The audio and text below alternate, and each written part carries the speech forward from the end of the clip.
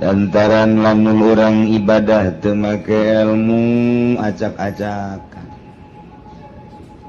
lamun urang ibadah teu paham kanu diibadahan acak-acak. Wal amalul qalil yanfa'u ma'al ilmi billah. Amal nu saeutik pohara luar biasa manfaatna disertai nyaho ka Gusti Allah Subhanahu. Wal amalul katsir la yanfa'u ma'al jahli billah.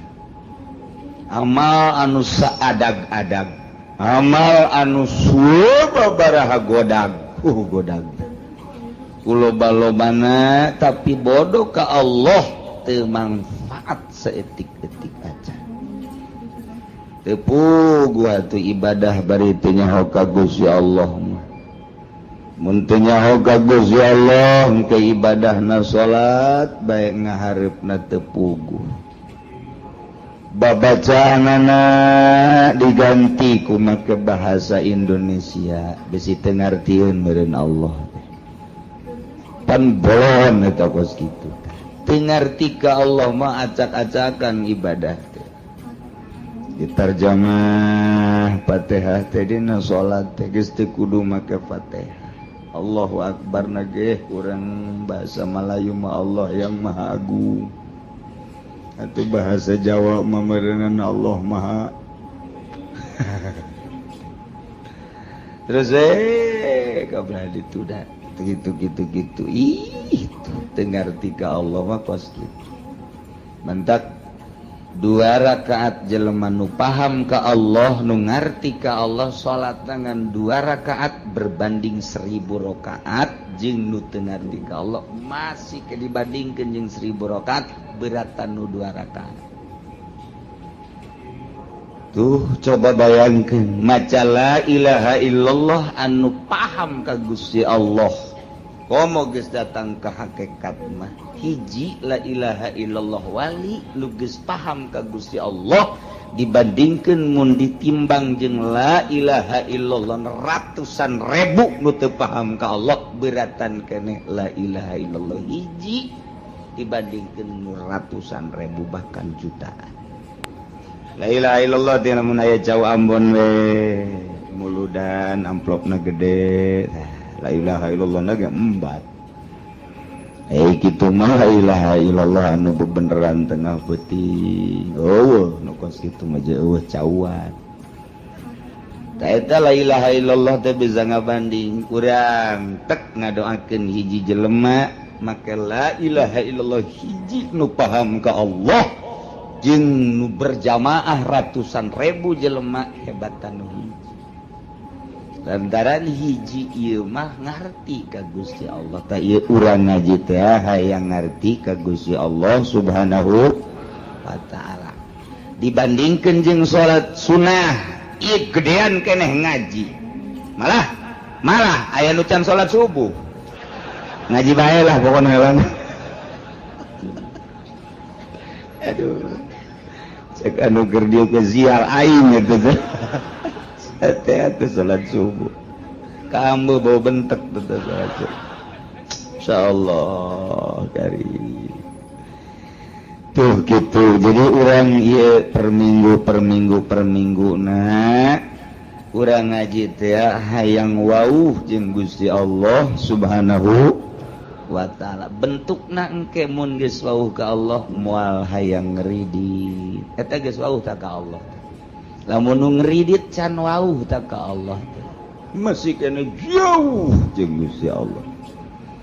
Jauh teh cenah pugu kiai na ge imam jauh teh maka jeung hukum. Mun ngridit kene can wauh ka Allah.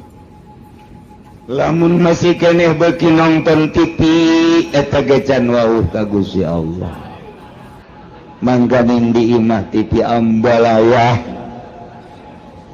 Ta eta can wauh ka Allah mun geus wauh ka Allah mah teu hayangeun nonton TV teh kecuali nu manfaat-manfaatna berita-berita informasi-informasi anu memang kitu penting baik politik maupun ekonomi nah eta can wauh tah ka Gusti Allah nu kos itu lamun jelema keur di kantor jelema keur di ladang jelema keur di toko di pasar ngadenge suara azan nyana hare-hare bae can wauh tah jeung Allah tah barang ditempat teh ku urang di Cikupa loba anu teu wauh di Cikupa mah loba anu teu wauh wayah asar ka Citra wayah magrib di jalan kene datang ka imah parawing Isa aju pake nonton TV teh di Cikupa teh kari Ambalaya ka unggal kecamatan Kasepatan mau nuntut ya pasar Kemis doang teu kaliwat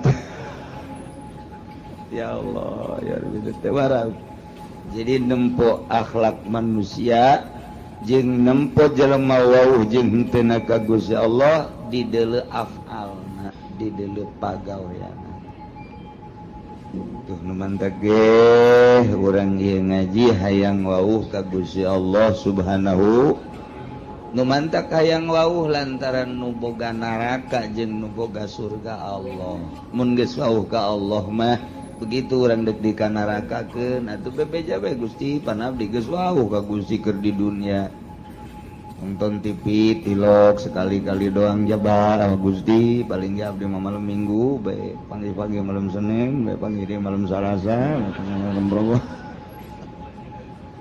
terus-terusan bebe jaga Gusti Allah Gusti panyabdi kudu dikanaragakeun ban abdi teh wauh ka Gusti ciri wauhna ban abdi teh embung ridit embung mabok embung zina eta teh abdi nu mantap embung wauh ka Gusti cak Gusti ulah abdi pan henteu pencak Gusti salat abdi salat pencak Gusti puasa abdi puasa berarti abdi wauh ka Gusti adapun soal kurang khusyuk mah tuh hampura bae Gusti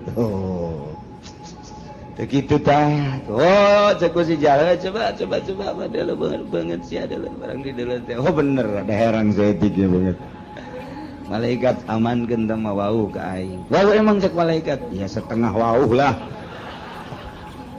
tuh setengah wauh bae salamet komo nu wauh jasa Masya Allah nu mantap libetkeun diri urang wauhkeun diri urang angsongkeun diri urang ka pangajian wangsongkeun diri urang ka jelema-jelema nu wauh ka Gusti Allah Subhanahu wa taala wauhna urang jeung jelema nu wauh ka Gusti pasti diajak ka Gusti lamun urang wauhna ka jelema nu paham ekonomi diajak berekonomi urang wauhna jeung jelema nu paham politik diajak berpolitik urang wauhna jeung jelema jeung tukang ngabohong pasti urang milu bae tah ngabohong geus mun wauhna urang jeung jelema nu wauh ka Gusti Allah nu paham ka Gusti Allah pasti diajakna ka Gusti Allah Subhanahu wa taala wauhkeun diri urang ka Allah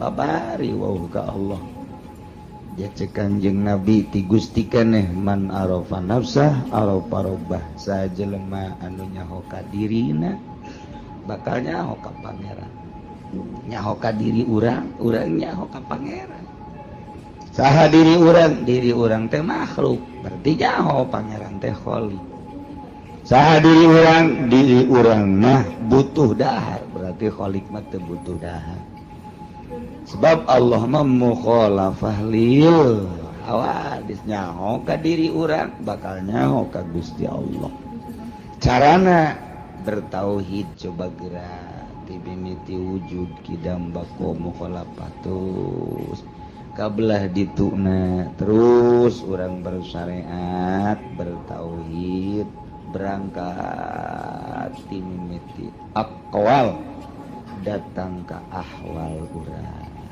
teu wauh jeung Gusti Allah moal bisa lamun eueuh nu nuduh geus kudu dituduh-tuduh nah ieu lah urang ngaji per minggu ieu teh dituduhkeun supaya wauh ka Gusti Allah Subhanahu wa taala tadina urang ngaji ka Cilongok can wauh ka Gusti Allah sorangan bae barang geus wauh mah jeung Gusti Allah aya jelema nu milu diajak ku urang tawauh tah ganjaran berarti Allah ridhoeun mun urang ngabonceng kabeneran nu dibonceng ngajahe lain ridho menang godog dungdungan Masya Allah urang wae dulur nyegat teh di teureun babaturan nyegat teureun giliran bae bangsa konde lain orang dia diajak malah tadaikeun ge dipaksa doraka malu ya Allah ya Rabbi wauhkeun diri urang ka Allah abeh manteng ibadah ka Gusti Allah mun geus manteng nikmat geura salat teh moal karasa sedekah ge moal aya hook lantaran sedekah teh nu dideuleuna makna daripada sedekah urang mah hitung-hitungan boga duit 100.000 sedekah ka fakir miskin 10.000 masih dihitung-hitung keneh. Aduh, kurang ge 90.000.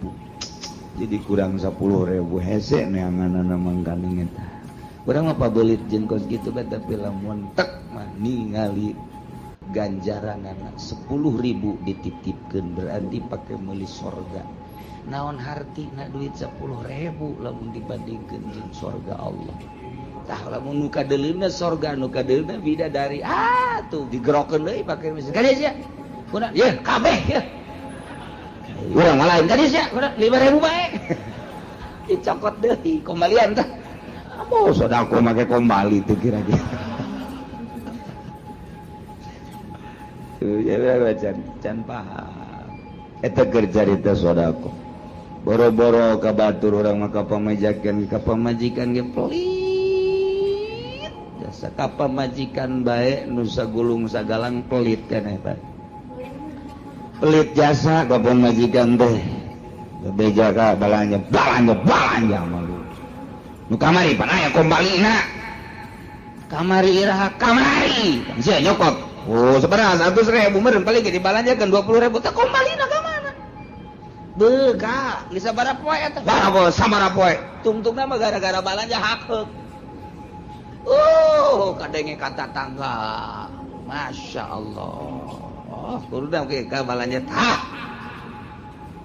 balanja deh tah balanja deh kak bohong lain ya